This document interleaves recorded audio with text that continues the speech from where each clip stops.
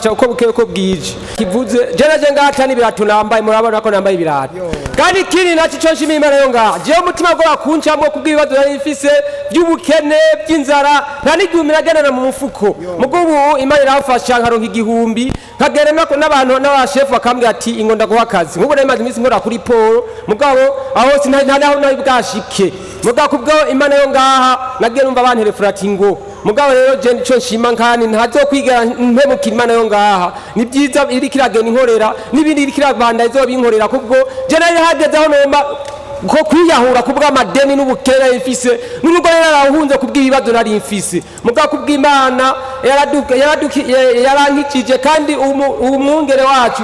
uko yamarika bivuga yigishikira uko nawe no kwa cyamubaye ko je icyo yavuze byose n'ibyo byamushikira ibyo byambaye ko gushikara vuga ati je rero ko nasenga umwungere agashinga intahe nanje ndabohotse kuko umufasha we yarashinze ingadi ariko wa Mungu aravuga umufasha we yaravuze ibyashise byose ndavuga ati Matimana naje iby'umugore ibyo mufasha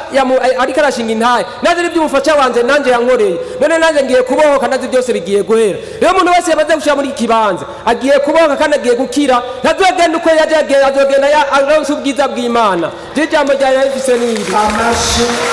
wewe uraboshwe cyane munda usenge cyane nukuri naraje ngaha baransengera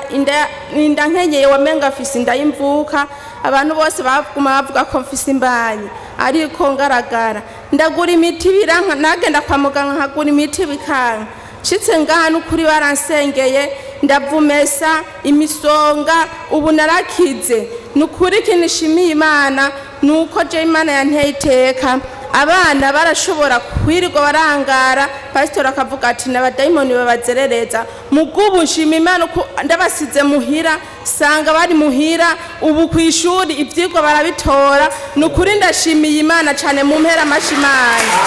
ikindi naco cankijije ajya mu kwizera kwanje ndayanwa ndeyanyweye ca numva munda ndababwe nk'uko umenga hari y'ibisebe nukuri kuva ico gihe nukuri mu nkomera amashimana ubu ndidegembya ubu narakize nta musonga n'umwe numva mu nkomera amashimana Ico ngomba gushimira Imana yo ngaha Stayijo umugore wanje yaragwaye gose biteye gose iteye ubwoba burya nkabarira abo dukorana nukuri je umugore wanje araterwa gose uwo munsi umukozi w'Imana yari kwiradiyo aravuga ati hariho umuntu agwaye gose umugabo wiwe afise akabido k'amazi yarindiriye ko abantu bavuze ngo umuntu yo bari hafi y'amazi nayafata camurafata amazi ndayamushira ku nda kuko inda yaguma bari yagikaraka mu nda umutwe byose canda yashira ku munda ambare baravuga amazi muyasengere wewe nyene uyafate ndi mu masenge arasenga naye ndasenga mpaka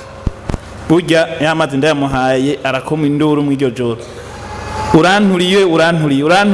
gutinda n'abantu tubana mu rupango barabyuka kuraba ndavuga ati ibi nibiki noneho ndamwisha burya aho nyene ahejeje kuvuga ko yaciye asinzira bukeye mu gitondo washa ndavuga ati jewe rero hajya ahantu ndaharondera mpaka hari umuhungu mutagisivero tubana mu rupango aca numva mbariye ntarahazi burya mu gitondo bwakiye nashitse hajya ndaza ndashika burya ashitse ngaha n'umukozi w'Imana yavuga ati abantu bo bakene ko tubonana nibandindiye candaguma nari umuntu ndyamye indoto mbi ndi ruguru hehe nirirwa sokuru nyokuruza bandi yarapfuye yirirwa anyikoreza imizigo ibiki navuga ati we ibi nibiki ariko kuva mponyo ya sindasubira kubibona n'ikintu na kimwe abumvise ibi nkaye yanje nimbashimira Imana mukomera amasi y'umuvyeyi wacu ngaha mukomera amasi n'Imana yacu kandi jewe naragiye mu bigeragezo ndaza nganda ndababwira ati byanshikiye nibi nta n'ikingoro mfise yego iby'Imana nkorera rero nariko ndishuza ku kazi amafaranga 300 ayo mafaranga ndaza ngaha baransengera bayanyemye burya abantu abashefu bantwara barangwaniye ko ati mu amafaranga yiwe nagomba shimira Imana hari amafaranga 150 shaka bayampaye nza n'100 nze gushimira Imana barayaguha mu bitangura kabiri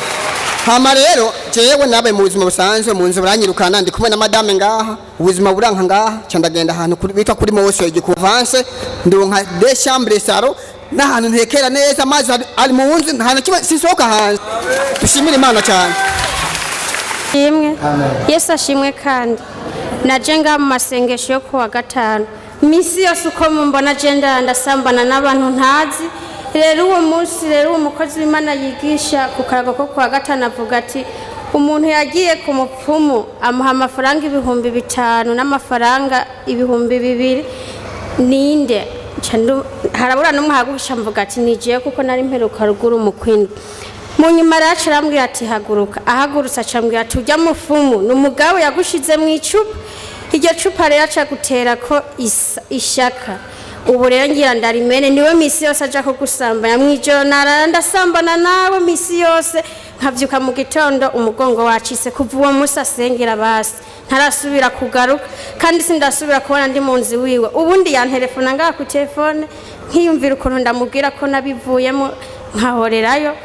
andonde ku telefone ntantore yacaza mwijoro sinziriye. Ndashimiye Imana umuntu kuba atakiza. Ndashimiye Imana kandi umunsi navuye ngaha gusenga haanye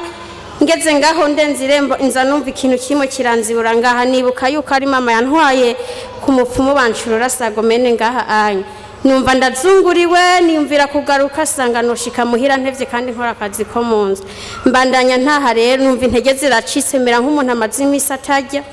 kandi nari mu gitondo na saa sita. Bandanya mvuga ati Mana shikana basi muhira rero ne natoye numero y'uno nyakubahwa nca ndamutelefona ngira Imana ndamuronka ndamutelefona ndamubwira ati je ndiko mbabara mu gahanga acambwiye ati ndahafate asengera. Yarahasengeye uwo mwanya icyo kintu cyari ngaha cyagomba gukoroka nticyasubiriye. Ndashimiye Imana kuba ivyo bintu byaraheze nizako n'ibindi bizohera. Senga cyane ariko Imana igushoboza iyo nimero carte simu yawe wayihindura kubera uwo murozi arayizi kandi ayicako kuko umuhura nabyo gwana intambara nk'izo birakurusha. Imana igushoboje wohindura carte simu abuzo kayiba mugabo uwo murozi ntamenye yo ngo areke akurusha byo bavyiza cyane kandi wewe sana kuboneka kunyegeje mu maraso ya Yesu niyakurondera afatwe n'umuriro niyakurondera ashe niyakurondera zungurirwe n'urukije umuriro kuri iyo mwizina